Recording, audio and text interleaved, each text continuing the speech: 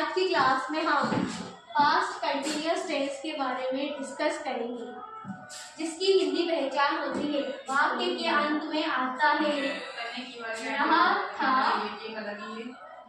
रही थी या रहे थे। ये काम, कोई काम जो पास्ट में चल रहा था उसकी इंग्लिश किस तरीके से बनाई जाती है, जिसमें इसका स्ट्रक्चर है।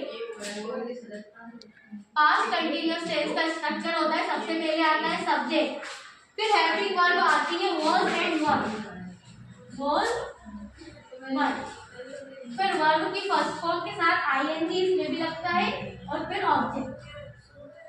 जैसे हमने पिछली बार पढ़ा था प्रेजेंट कंटिन्यूअस टेंस में, उसमें भी लास्ट में रहा, रही, रहे आता था, लेकिन था, थे, थी की जगह आता था रहा है, रहेंगे या रहेंगे। लेकिन ये पास्ट की बात है, इसलिए था, थी और थे आता है। स्ट्रक्चर उसी की तरह सेम है, बस उसमें हेल्पिंग वर्ब थी जमा, और यहाँ पे हेल्पिंग वर्ब है वाज एंड वर।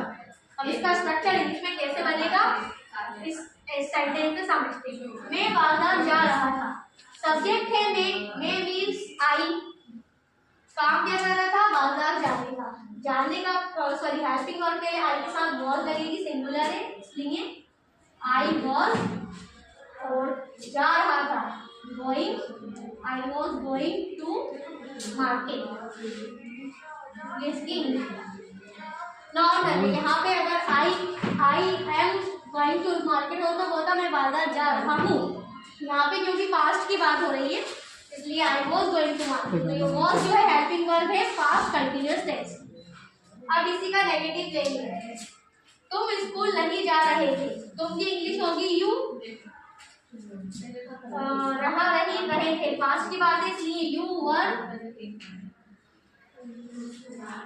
गोइंग, काम जाने का हो रहा है इसलिए गो के साथ आईएनजी, वर की फर्स्ट फॉर्म के साथ आईएनजी लगता है इसलिए you were going to school.